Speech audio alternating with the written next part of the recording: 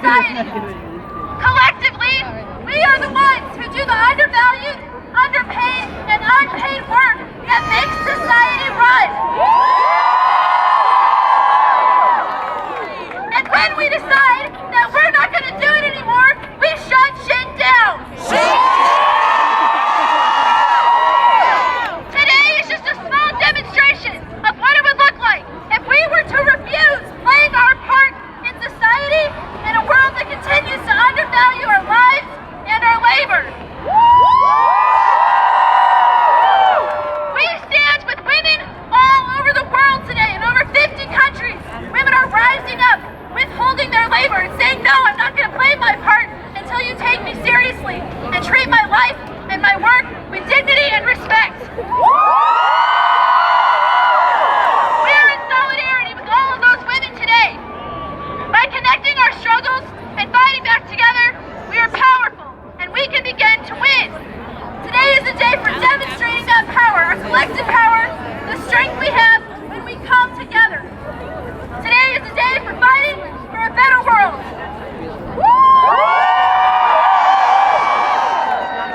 I want to introduce to you our first speaker. Jessie Brown is a native rights activist here in Madison. She's been especially active in fighting against the Dakota Access Pipeline. She's even traveled to Standing Rock more than once to support the water protectors who are fighting for all of us. Jessie Brown. Hi everybody, thank you so much for coming out. A big shout out to all of the young people that I see out here. Children that are here. I'm here. And it's amazing to see all of you out here and to have taken it into your own hands to stand up for your mothers, for our Mother Earth, that is our mother, our aunts, all the women who make this world go around.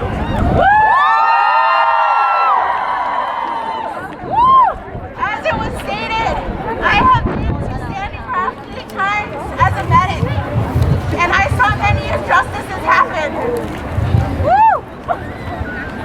That being said, this fight for our pipeline is not over. But what I want to really start off with is the fact that we are on stolen land. We are on Utah land.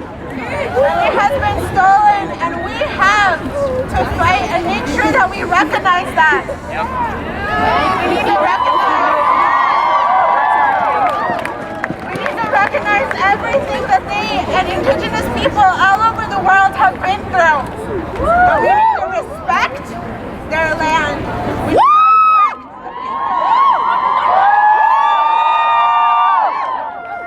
to respect the people. Though some of us may have immigrated here from other places like myself, I need to ensure that I respect my Mother Earth. I respect the people who cared for this earth before government took over and to push them out.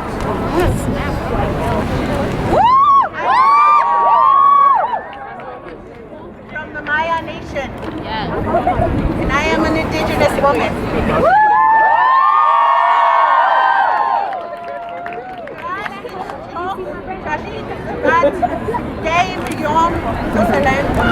Nubi Jasini, Unishok, Ugi Sama, Ugi Luna, Kishin Katala, Kishin, Ubi Kaunabo, Oko, Pushka, yes.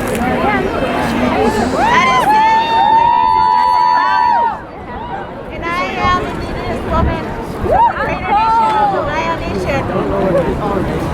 We are here today to ensure that our future generations have a chance and a right to their own body, that we have a right to fight these deportations that are happening, that we have a right to speak up and fight against the injustices that are happening to multiple different groups, and on top of that to our whole country, our earth. I don't know if a lot of you have information about this youth Afro movement. But we're not done. The women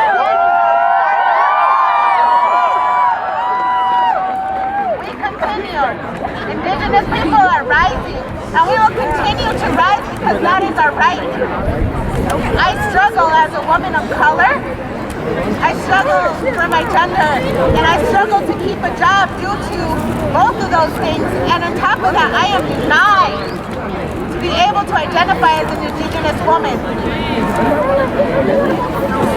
Although I am from Guatemala, and I speak Spanish, and the U.S. makes me go into and identify as Hispanic Latino.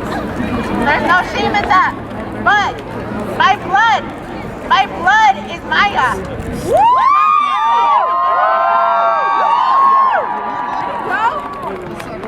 So I want all of you who are here right now to remember, don't be shameful for who you are. Identify as who you are and speak up. Being who you are.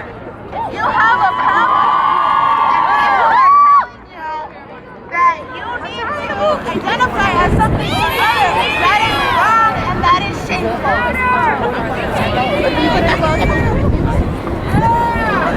So with that being said, one more time, I will be laying tobacco down as a prayer for the Ho-Chunk people and to ask permission from our Mother Earth to be here today.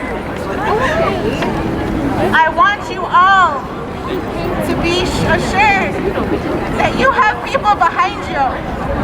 And I also want to hear from all of the young people here who are in high school and middle school. Can I get just scream at the top of your voice?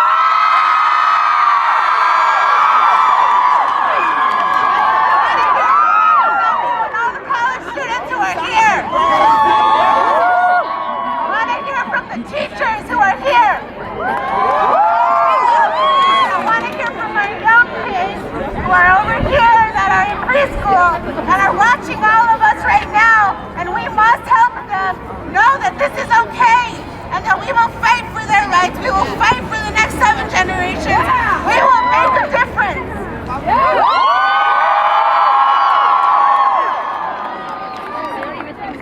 So thank you everybody for listening, and know that us as women, Indigenous women specifically, we are rising, we are here, we are present, and we will not remain silent anymore.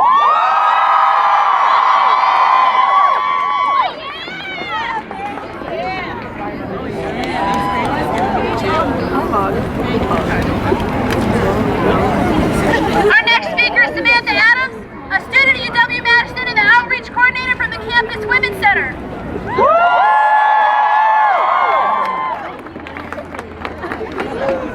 Yes, Samantha! Thank you so much for letting me speak today.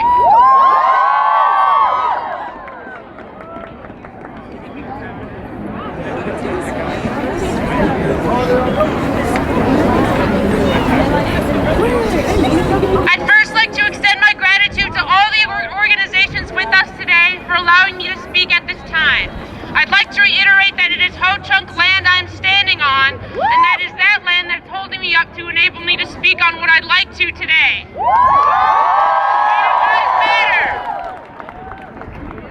I also want to state a trigger warning as I will be discussing murder and hate crimes against trans women of color. I urge you to take care of yourselves as you need to. A part of my duty at the Campus Women's Center is to create intentional spaces that are safe for Black women and women of color to share fellowship within a predominantly white institution. The lawn of this Capitol today is an intentional space. The Day Without Women is intentionally and deliberately stepping away from workplaces that are aggressively heterosexist, classist, capitalist, cis-sexist, and racist in their frameworks.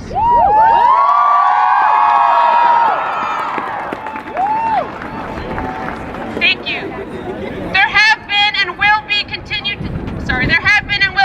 to be days without trans women of color. Not because so so many have the convenience and luxury to step out of their workplaces for a rally, but because their lives are threatened daily. Trans, Black, Native, Latina, and Asian women must be made visible in our struggle for women's freedom.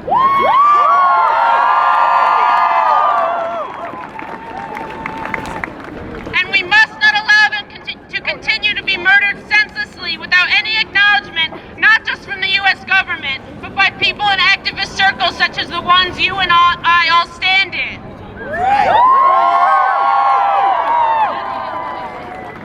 I want to ask each and every one of you, how can we stand steady in our convictions that women of color matter, but remain silent when trans women of color are killed? We must be intentional about who we include in women's struggles. We couldn't count on executive administrations past, and we most assuredly cannot count on the current executive administration to advocate for anti-violence efforts against trans women of color.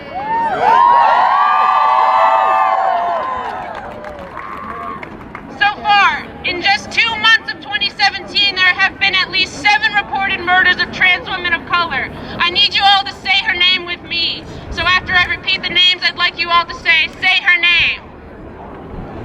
Jamie Lee Wounded Knee. Say her name. Sierra McElveen. Say her name. China Gibson. Say her name. Misha Caldwell. Say her name. Jojo Stryker. Say her name. Jaquarius Holland. Say her name. Kiki Collier. Say her name. As a Black biracial woman, I'm asking myself, and all of you to ask yourself, how am I going to mobilize my activism further? How can I start putting my cisgender privilege to action? When will I begin to be intentional by actively listening to trans women of color and helping uplift their needs? Thank you so much.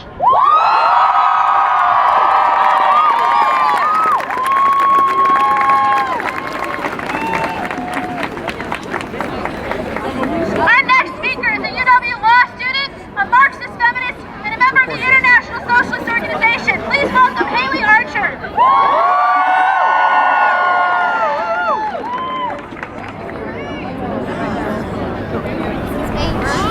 We are here today as part of an international call for a women's strike involving dozens of countries.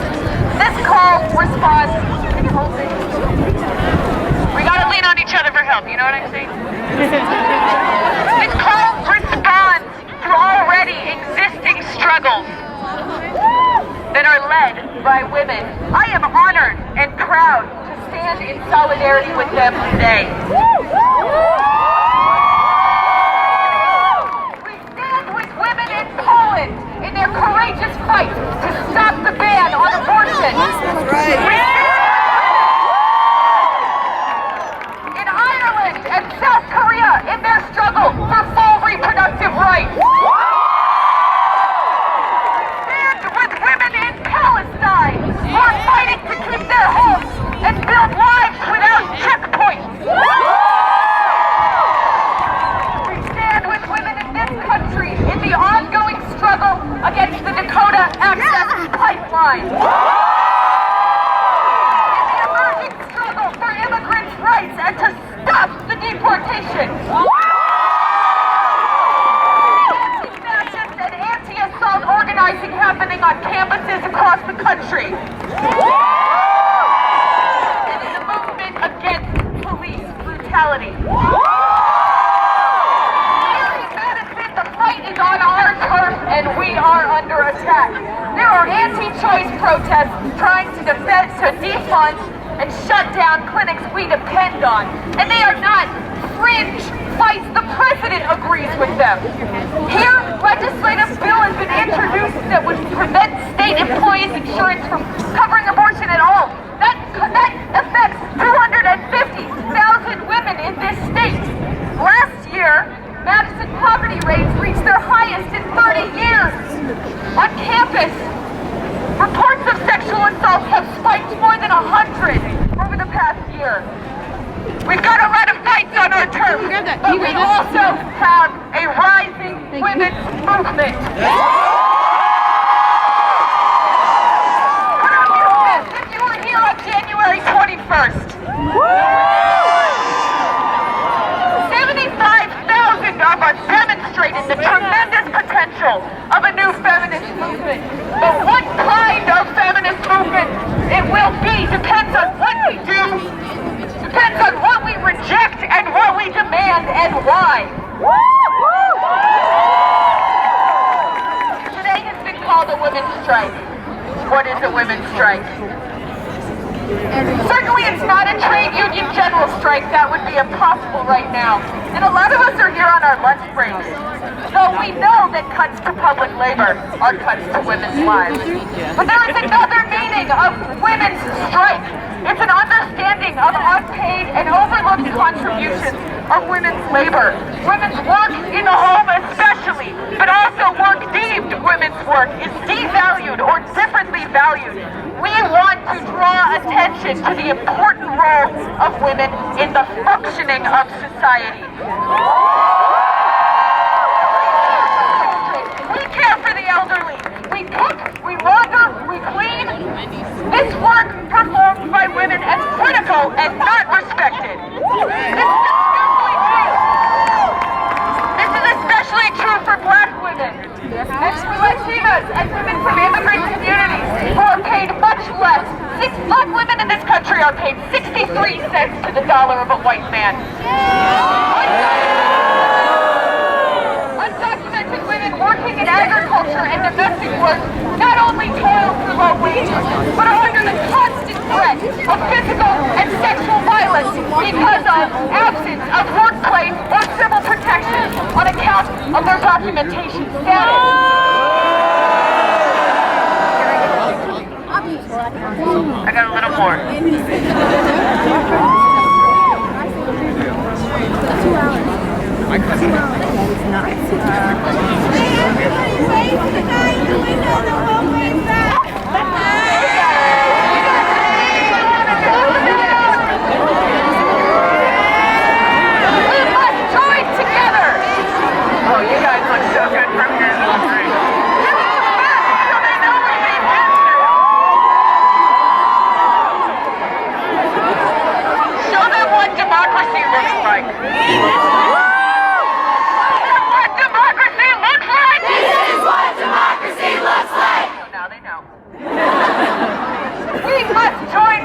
Across this country to draw attention to the conditions of working women's lives and the struggle needed to transform those conditions. So, now I want to talk about what we don't need.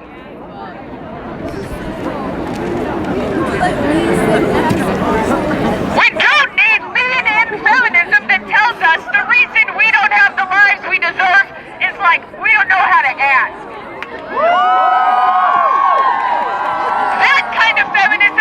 We don't have jobs that pay a living wage because we don't know how to shake hands the right way. That kind of feminism says the primary goal for women is shattering the glass ceiling that impedes women's ascent into corporate boardrooms, electoral politics, and destinations of the wealthy America.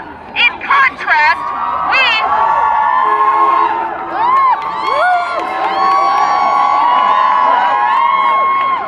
reject the feminism of the 1%. We want a new kind of fight. We see today as a reclamation of the working class roots of International Women's Day. We say the system itself is what keeps women down. We reject the vile and unforgivable sexism of Donald Trump.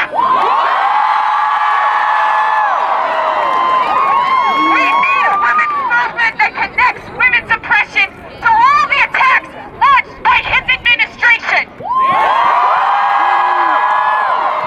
Our movement, this new movement, must take up racism, Islamophobia, anti-immigrant bigotry, low-wage exploitation, relentless attacks on the remnants of the welfare state, the U.S. government's endless war and occupation. That is how we can really address the actual issues that impact working women and their families. A devastating inequality did not begin with Trump. To win a better world, we need opposition and resistance with independent demands and politics that can't be steered just into putting Democrats back into office. Today, we see and stare in the face of the systemic roots of women's oppression in our society.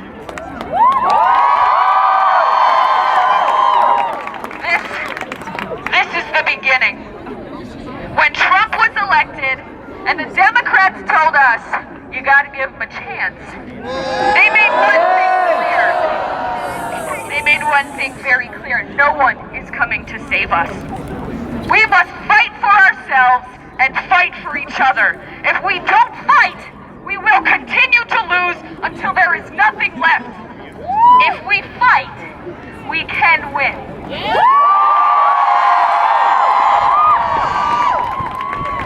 Our movement must organize not only to stop attacks, but to point the struggle forward. We must stop the attack on abortion rights. And also demand free, accessible abortion without apology. We must stop the cuts to social spending. But we must also demand paid parental leave, socialized childcare, real access to healthy food, and free healthcare for all. We must support organized labor, but we must also fight for funding in our public schools, higher education, and the abolition of student debt. We must stop the ICE raids on immigrant brothers and sisters. We must also stand up and cry, no human being is illegal!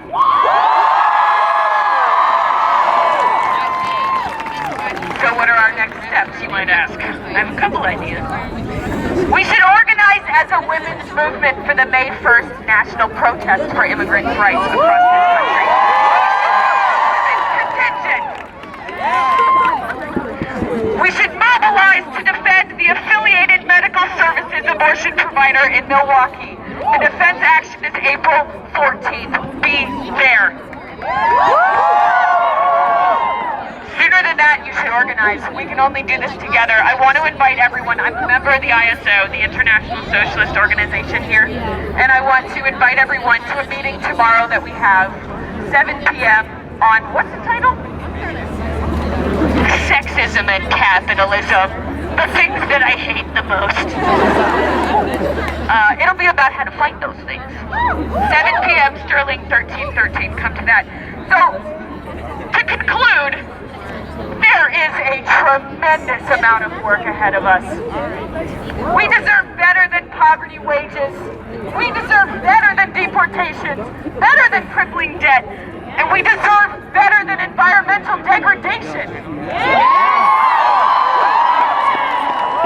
A better world is possible. We can only do it together. That's right. Solidarity trumps hate.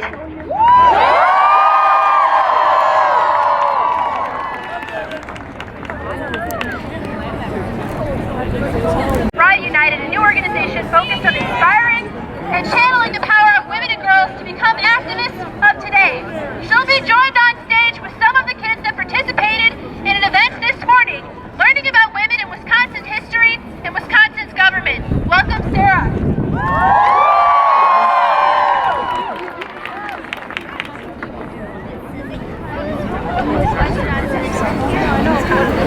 All right, this is new for me, so stay with me. You must be the change you wish to see in the world. Those wise words are from Mahatma Gandhi.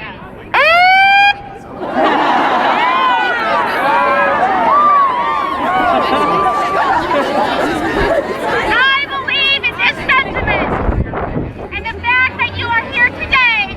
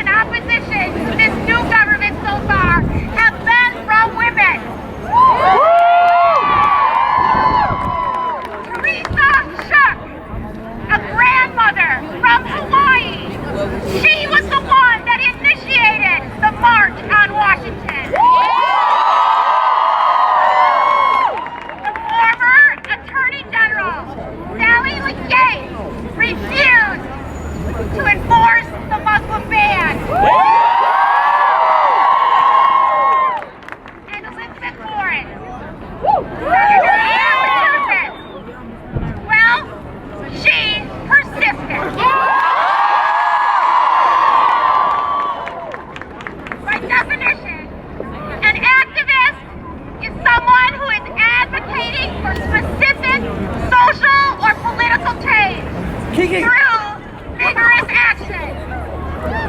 For some of you out there, activism is new. For me, activism is brand new too.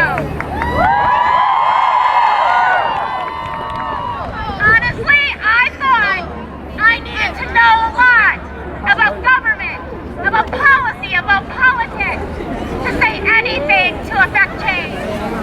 But then, I saw an ignorant man who rumbled along in debates and press conferences, and who then became president.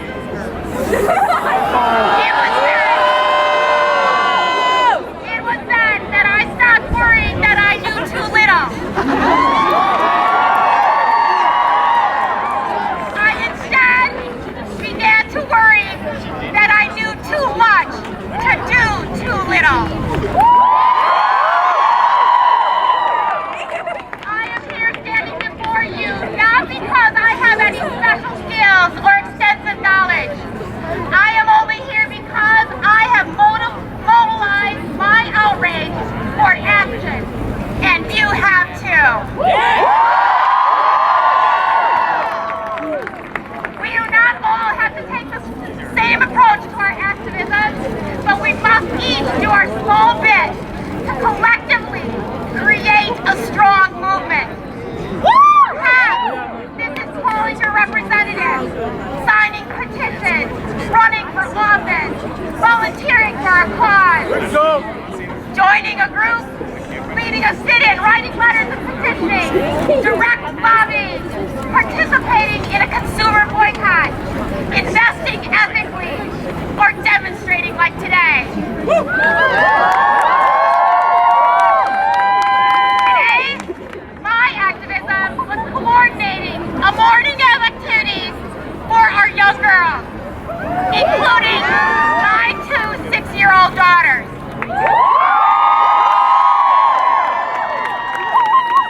These girls will soon be our leaders. More than ever, I believe we must intentionally educate them to be change agents. We must teach activism as a way of life. We must teach our girls to challenge the socialization of being submissive, compliant, and agreeable. We must teach them to act, to fight against regressive rules in politics. Yes! To assert their voices in the decision-making process, and to fight with their dollars to promote a world that is inclusive, clean, and kind.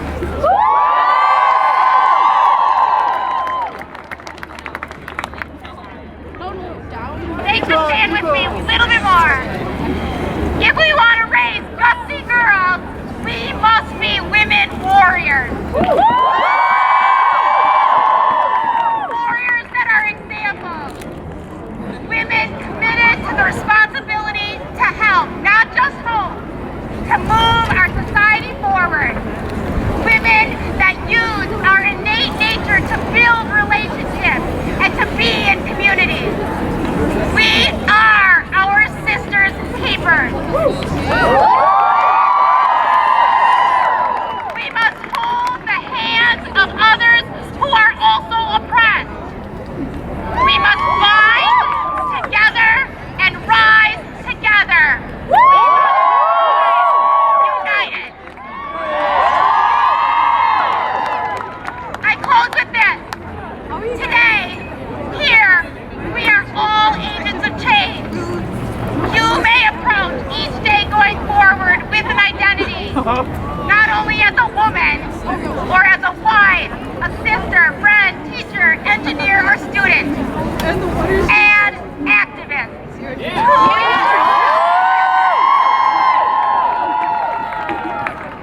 Make this part of your internal resume.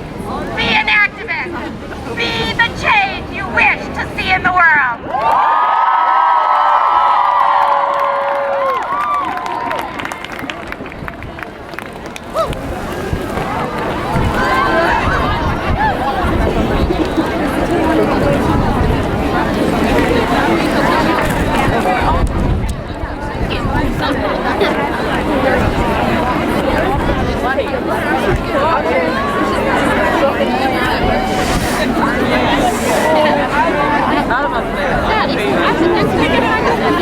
Our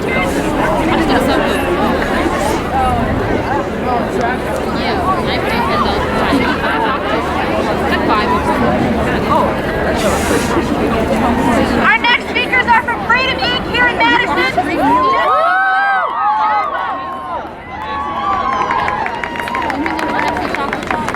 All power to the people!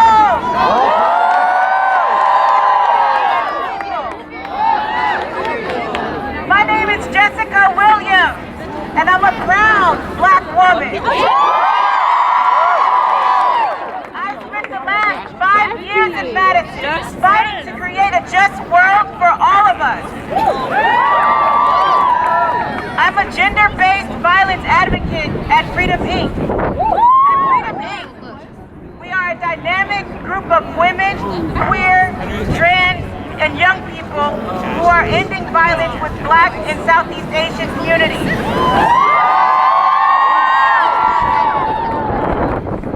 In the time I've spent in Madison, I've gotten to know how awful Madison is for Black people. And Black women are targeted in this.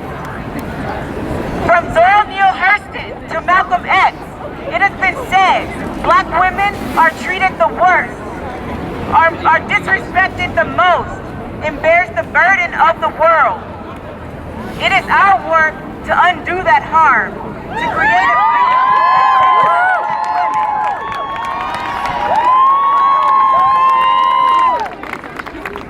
People say that when something happens to women, it's just a private matter. They think the violence women experience has nothing to do with laws, systems, and culture. And if you are Black, it's even worse. You don't even get talked about when women are discussed. No. But in my work as a gender-based violence advocate, and what Black feminism teaches us is that what happens at home happens in public.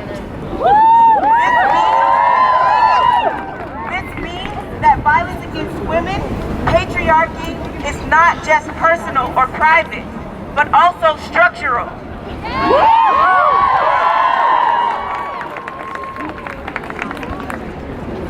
Say it with me. Personal is structural. Personal is structural. The personal is structural. The personal is structural. In Madison, it looks like the story of Sierra Finkley. Sierra is a... You're done.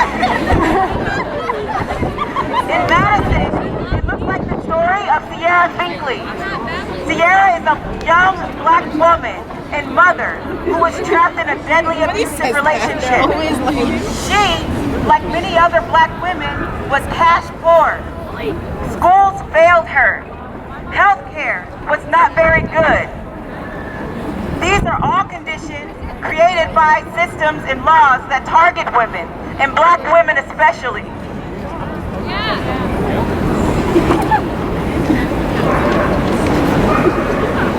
One day, when her life was threatened, she called 911. The police gave no help. Finally, when she had no other choice but to act in self-defense, the police, the state, all said she was a criminal and tried her as a murderer. We know that she was a victim of the man she dated, but she was also made a victim by laws, systems, and culture that devalue women. These laws and systems say we get paid less, not higher. We get bad education, bad health care, and most of all, we don't have rights to our bodies and lives.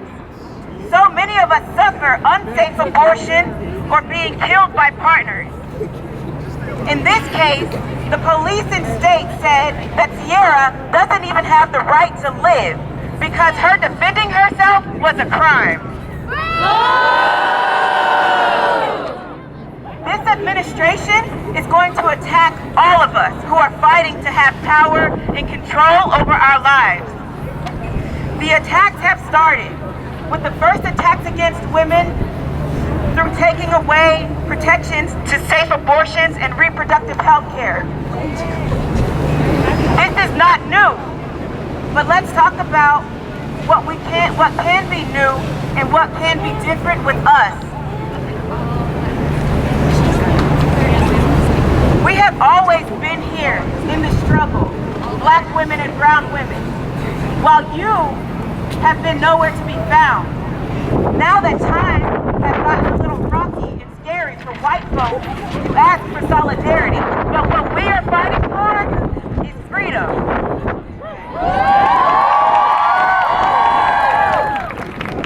What can and needs to be done different is that you'll show up when black, cis, and trans women are murdered.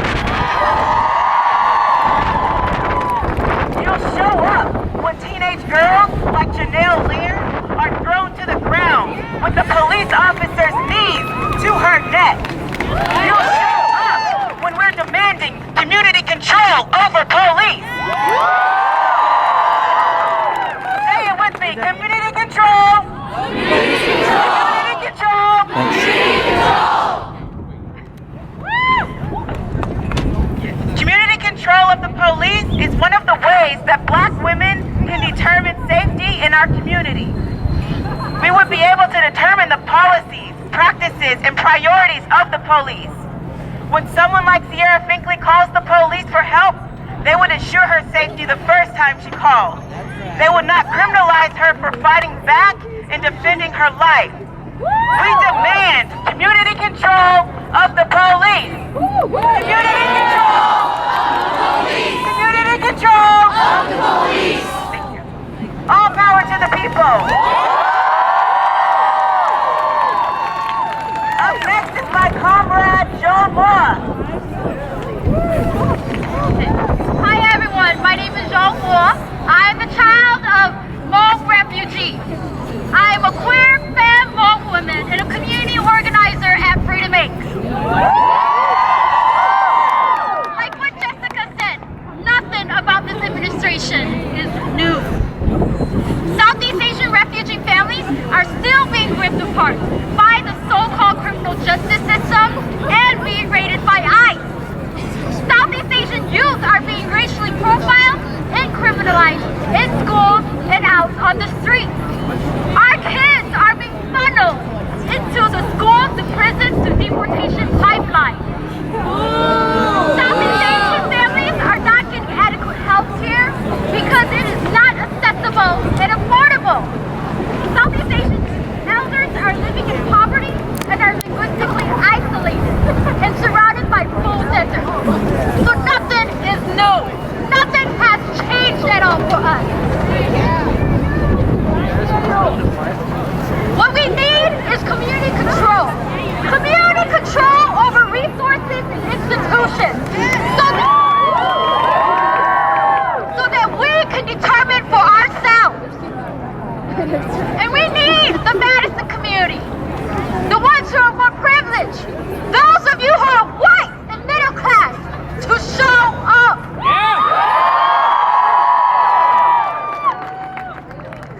Poverty, immigration, and police brutality are all women's issues. So I challenge everyone here today to show up when there's an immigration rally. To show up when there's a Black Lives Matter rally.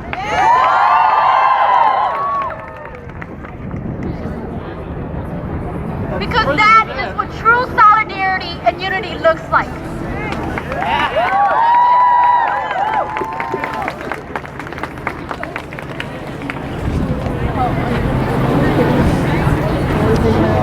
Up next, we are joined by nurses from SEIU Healthcare Wisconsin,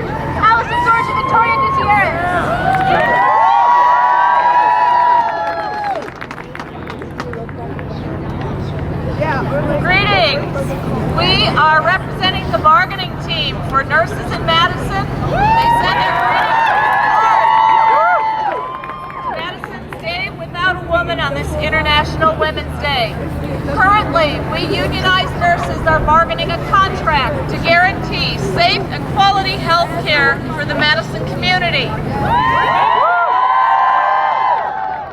We represent a workforce that is predominantly female, that provides more women's health care in the form of labor and delivery than any other hospital in Wisconsin. Our struggle for a fair contract with our hospital is a part of the struggle for women's equality that we are gathering for today. That is why we wish to share with you what we are doing to fight for quality jobs and a working environment that provides quality care.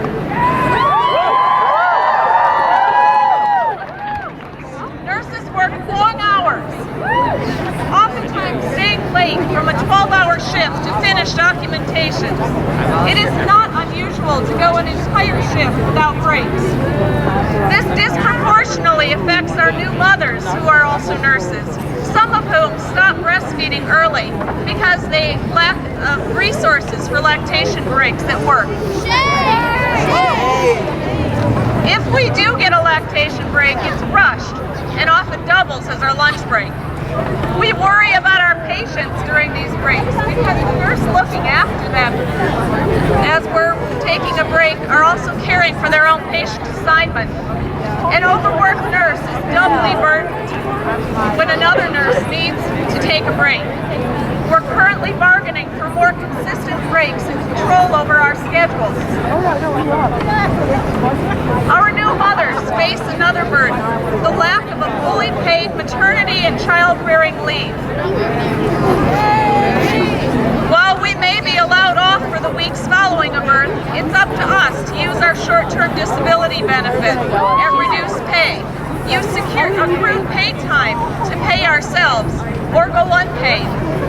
This means that nurses who have not worked at the hospital long enough to accrue the necessary paid time off, or have used their earned time for another reason, are rushed back to work after birth or forced to take time unpaid. And it's not just nurses. This happens all over the workforce, all over America, and it's not right. We are bargaining for more earned time off and paid maternity leave. Women tend to be paid less than their male counterparts in the healthcare industry. At our hospital, we have been able to standardize pay based on experience. However, the hospital wants to take this standardization away, which opens the door for unequal pay. We are at bargaining to keep our standardized pay system, what we call our pay steps.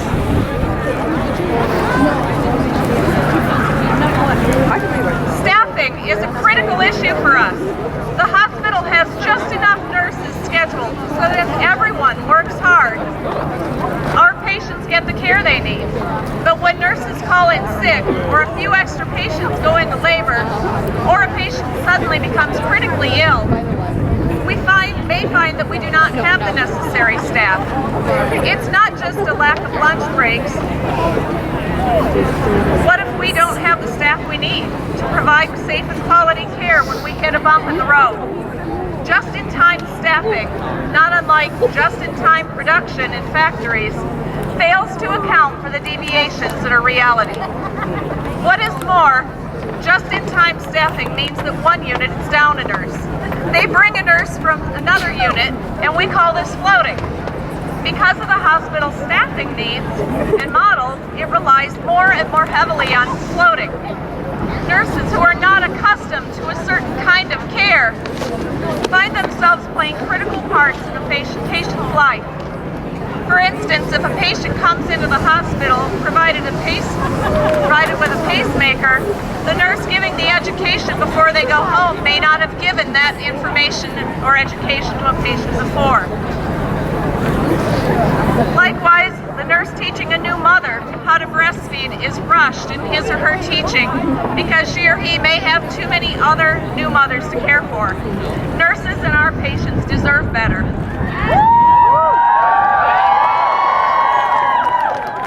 We are bargaining for safer staffing. Fighting for good quality jobs in Madison affects not only the entire healthcare workforce, but it affects the entire workforce. Other industries and services must provide competitive wages and benefits. We know this will disproportionately affect women in our society. We're bargaining for all of you. We're bargaining for all working people in the region when we bargain for good pay, good benefits, and safe staffing. International Women's Day is a part of a history of struggle connecting women's issues, like suffrage with workers' issues. For us, the two issues are inseparable. This is why we wanted to share our current struggle and our collective bargaining with you all. Thank you.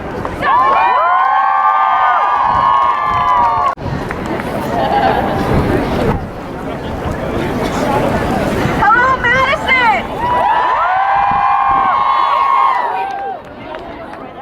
My name is Lydia Hester. I am here at East High School. Hell yeah! To join this amazing rally. We are also joined by students from La Follette High School and O'Keefe Middle School. East La Follette and O'Keefe, make some noise!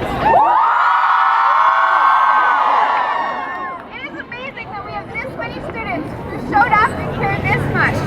I felt I needed to plan this walkout so the world would see how much kids care and want to help. I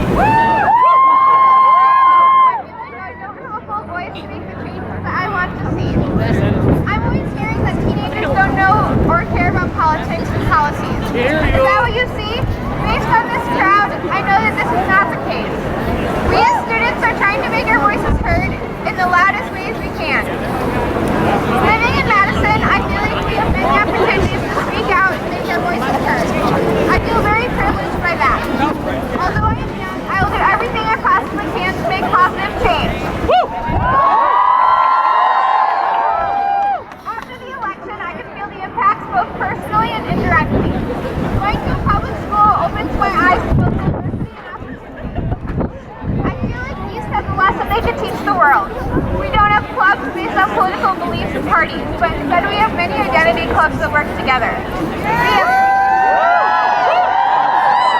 We have Gender Equity Club, Gender and Sexuality Alliance, Black Student Union, Latino Students United, Native American Student Union, Purple Unified, Muslim Student Association.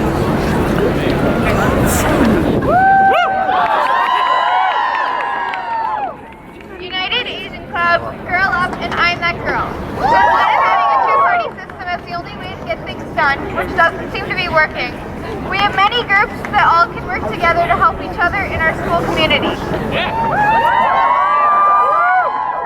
I've had many opportunities for activism, and I use those opportunities to educate and encourage my peers to use their voice and lead through their actions to better our school, community, and country. I encourage every person here to take every opportunity you have to be an activist and educate yourself. Educate your friends and educate your families.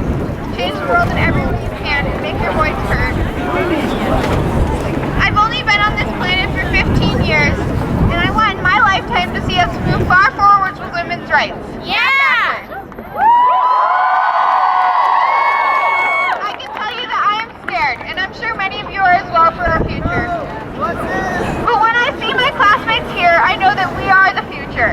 We will educate ourselves, and we will love and respect everyone. I'm ready to fight not only for my rights, but for everyone's rights around me. Be ready, because we are the ones who are going to change the future.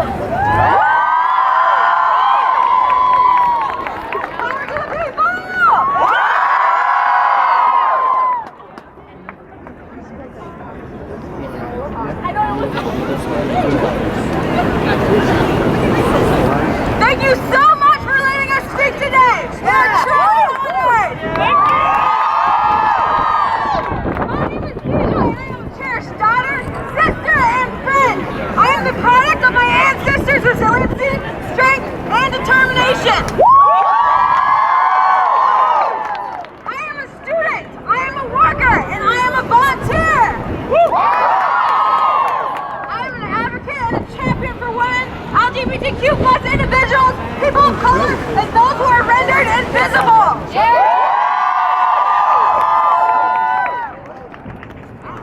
Okay, all right. My name is Angiana. I'm a senior at La Follette High School. I am a student, I am a journalist, and I am an activist. And most importantly, I am a Black woman.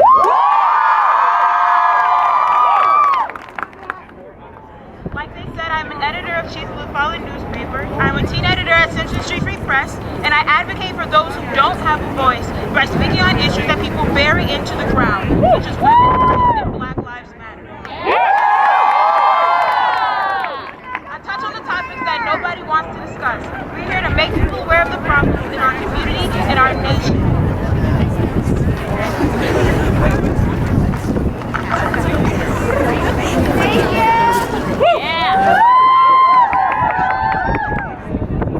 At rallies like this, where we are centered around the experiences of women, it is important for us to remember the multitudes of experiences of these women. A white, middle-class, cisgender woman will not have the same experience as a low-income trans woman of color.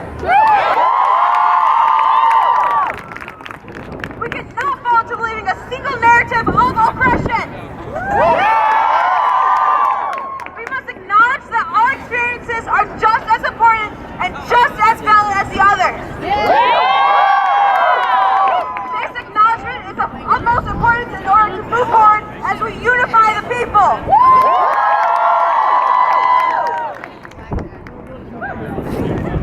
But look at us, we're all out here right now. So shout out to y'all. Despite the classes and work that we are missing, we are here because we know what is truly important, standing up for the wonderful, powerful women in our community, our nation, and in our lives. In all our diversity, we are here to fight for human rights, which is women's rights, that's Black rights, that's every single person's rights, the person standing next to you, the person behind you, the person up in there. And to let the world know that we will not stand idly by while our rights are violated.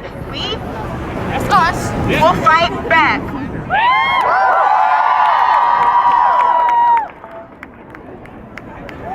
You get it, girl!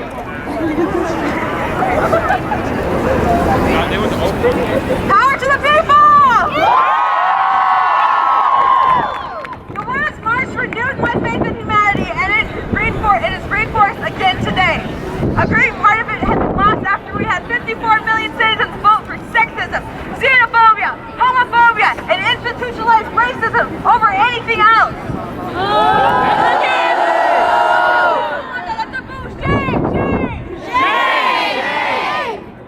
From the resistance to hatred, we are showing the world who truly has the power. The women, the men, the non-binary people, the workers, the students, the old and the young, the immigrants. We are the citizens of this nation, and we have the power.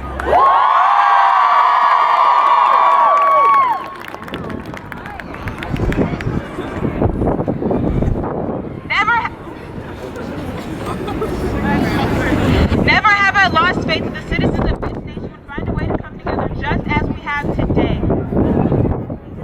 Through our actions today, we are showing that we will not let citizens of our nation be separated from their families, regardless if they have papers or not.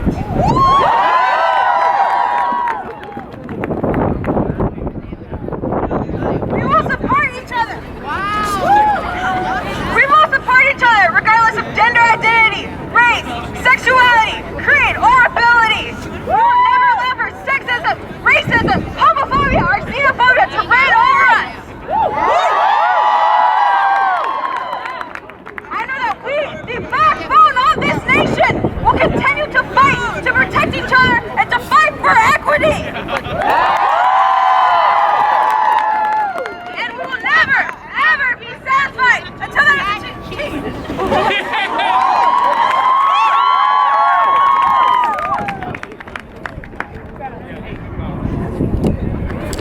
I'm trying to unlock my phone here to see my speech.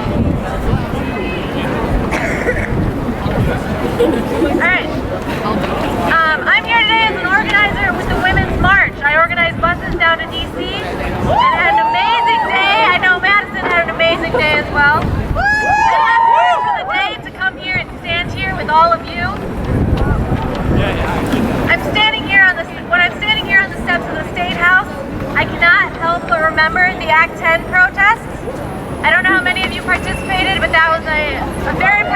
moment in my life. That was my first major protesting effort, and I got involved for my mom. My mom has been an educator for 30 years. She spends every day surrounded by 5-year-olds. She gave me a somewhat unhealthy work ethic because I watched her work nights, weekends, through summer breaks, winter breaks, spending all her time and her own money to make sure her kids had the best education and the best childhood that they possibly could. She did all that work while her efforts went underappreciated, and with the election of a current governor, her work came under direct attack. This is no coincidence. Teachers, nurses, like we've heard, any field that is predominantly female is consistently taken for granted. Pay inequity, for example, is not due to the nature of teaching nor nursing. It's simply because the work is done by women and our society does not value women's labor. When women move into previously male-dominated fields, the overall pay declines. In education, more women teach in elementary schools and more men teach in high schools. Which group do you think is paid more fairly? But women face a complete lack of respect within those workplaces as well. Take those nurses we heard from. These women work 12-hour shifts, tirelessly caring for our loved ones, and they are not given proper breaks, nor safe spaces for nurse mothers that need time to pump breast milk for their own child. This isn't a hospital that prides itself as the most baby-friendly hospital in Madison, yet the women that provide the care and education for new moms to best care for themselves and their babies aren't able to take care of themselves. It's not just about pay equity, nor proper break times in the workplaces. What's more powerful for me is that these structures are telling me, my mom, those nurses, and young girls, that our society believes they are entitled to women's labor, that they are entitled to women's bodies, that they're entitled to women's lives. We are made to feel that we do not have power over our own futures or protection over the space we fill. Women of color, trans women, Muslim women feel these effects more powerfully than I can imagine. In the end, we are all made to feel unsafe, unsteady, unsupported. Except, look around you. If we all say that we support each other, that we make each other safe, that we make each other steady, we all agree to be our own power structure, to take control of our country, our government, our society, then we can all feel respected, encouraged, and powerful.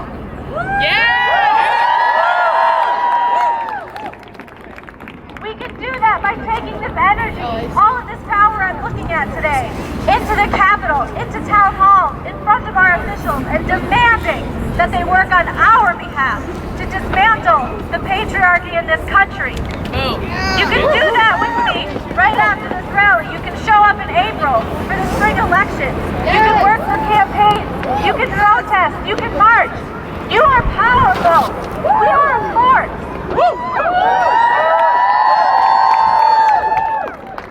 We can take ownership over this country and our state, and we must. I'm going into the Capitol after this. I'm going to get in front of our elected officials, and I'm going to tell them what we believe in and what we expect them to do for us. Please join me in the Rotunda and do today.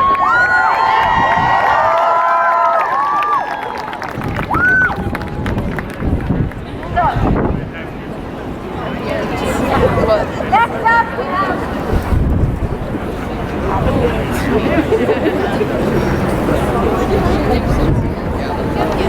Speaker will be Luke Eckenride, a Madison Branch Committee member for the group Socialist Alternative.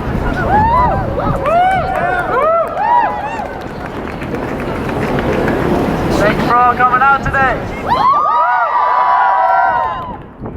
In the days and weeks following Trump's election, tens of thousands took to the streets in protest called for by organizations such as Socialist Alternative and the International Socialist Organization. And it was no accident that the day after his inauguration, it was a call for women's marches across the country, which amassed 4 million people, the largest single day of protest in U.S. history. From the Predator-in-Chief's braggadocio vitriol regarding sexual assault, to his vitriol for women who challenge him like Megyn Kelly, and his threats on women's health care, Trump has proven to be a thorough misogynist. From his threats to Muslim men and women to his efforts towards mass deportation, he has sparked a sense of solidarity among the people of the world. From its inception through its inauguration up through today, the Trump administration has seen a constant and escalating barrage of resistance. And this resistance has been broad and inclusive. From men and women standing up for women's rights, to Muslims and non-Muslims standing up against the Trump administration's Islamophobia. The moment the Muslim ban went into effect, tens of thousands took part in shutting down airports around the country. Then in solidarity with this, New York taxi drivers went on strike.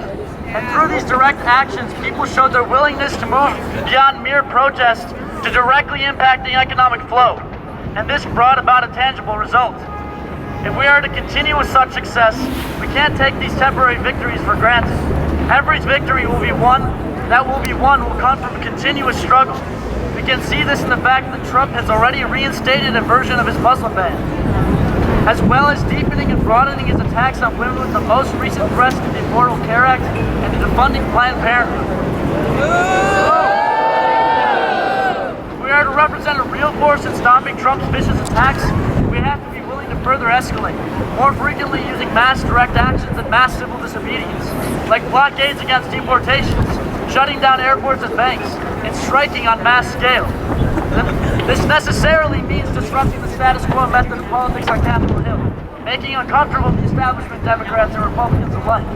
We have already seen that we cannot rely on the political elite to bring about successes. To the extent that members of the Democratic Party have opposed Trump's appointees, it was in response to mass action pressing them on these issues. We cannot afford to have leadership that, for the sake of maintaining continuity and legitimacy of the establishment, hesitates to vehemently oppose Trump's agenda, or would ever say that we should give him a chance. We cannot afford to have leadership like that of the Democratic Party. We need leadership that is not only willing, but is at the front of the resistance.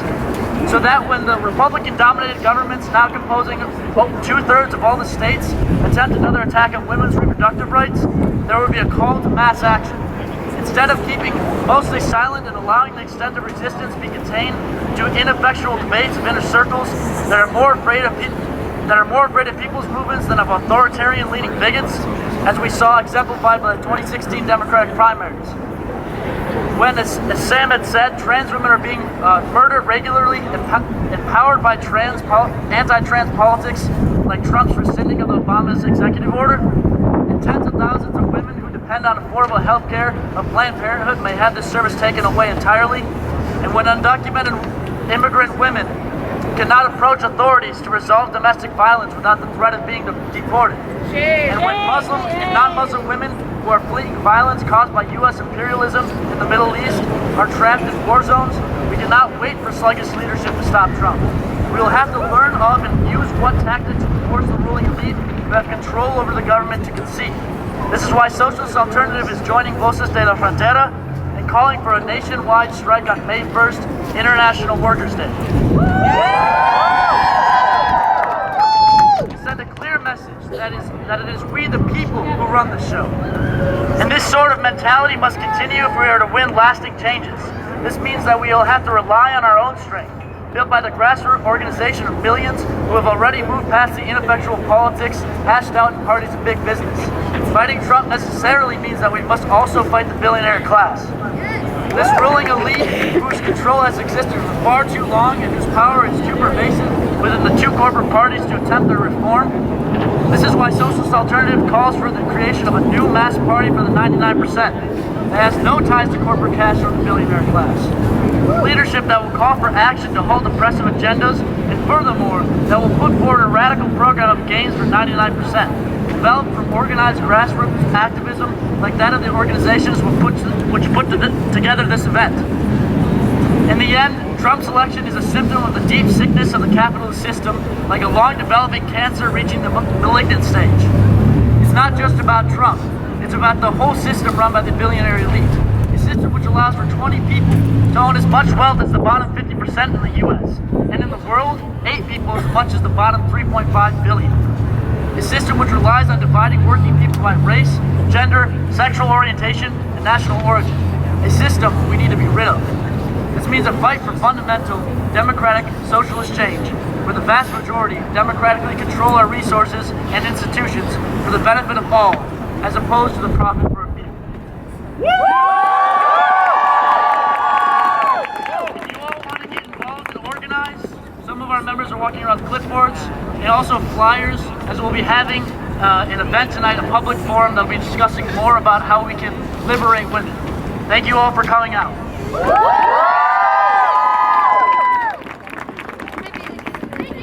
Everybody for coming. We're going to go ahead and wrap this up. I just want to say, going forward, things to do. Make your plans. Make your plans for May 1st. Make your plans for May 1st. Let's all come out and have a women's contention in favor of immigrant rights. Second, get organized. If you are not with an organization, you should find an organization that represents you, that you feel good doing work about. Take up for your insurance. Personally, I suggest feminist and socialist organizations. I'm a member of the International Socialist Organization. We are having a meeting tomorrow night as well on sexism and capitalism and the need for revolution. My comrade Joe has pamphlets if you're interested in coming. And just make sure that this is not your last day of action, because there's so much work that we need to do, and we need to be doing it together as organized contingents, working together. To close this out, I would like us to do a little chant together. We are unstoppable. Another world is possible. We are unstoppable. Another world is possible. We are unstoppable. Another world is possible. We are unstoppable. Another world is possible. We are unstoppable. Another world is possible. We are unstoppable. Another world is possible. We are unstoppable. Another world is possible.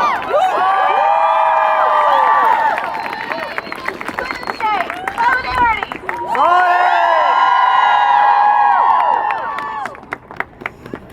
Woohoo! That's it.